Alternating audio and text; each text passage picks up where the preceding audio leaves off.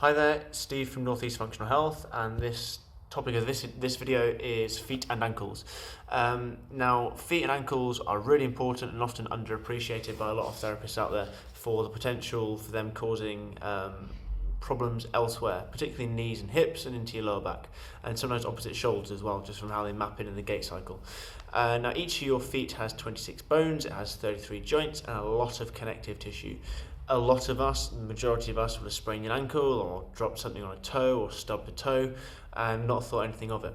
However, these are things that need to be checked for and treated if someone is having ankle, knee or hip pain or pain anywhere, just because of the amount of time that we spend on our feet.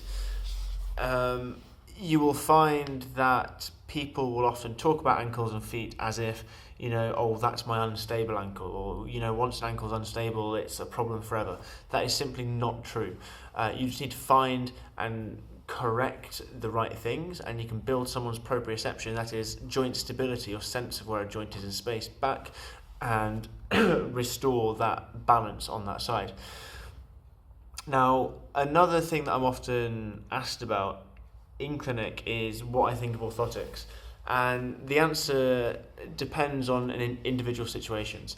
Now, if you just kind of think that, picture this as a foot, and as your foot kind of pronates and supinates through you walking along, if you have an orthotic there, it simply blocks your ability's foot to be able to pronate properly, and so it kind of locks you in kind of like a false supination, and that has impacts elsewhere. It will change how your knee's moving, it will change how your hip's moving.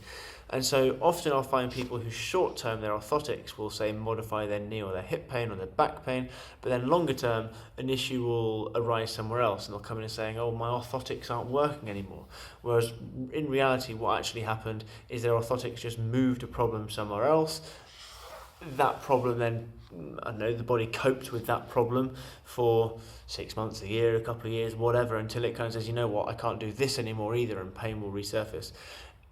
There are occasions where I will get people to take their orthotics out and do actually some genuine strengthening, because again, if you've got what are now called flat feet or kind of over-pronated feet, the muscles which are responsible for holding up your medial arch will simply not only be not engaging, but often be genuinely weak. And I mean genuinely weak as in they can't perform that action anymore, they're just too weak to do it.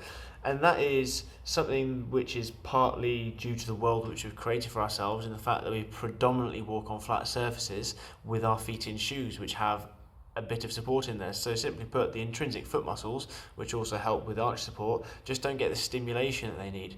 And this is why some people actually get long-term pain relief from taking their shoes and socks off and walking around on variable surfaces, whether it be in their garden, whether it be in their local park, or what have you on the beach. Get the foot moving, get those muscles some stimulation, and see what changes. If you're seeing someone for pain anywhere, and then someone hasn't checked feet and ankles, and you know that stuff is in your history, then get in contact to see if we can help you.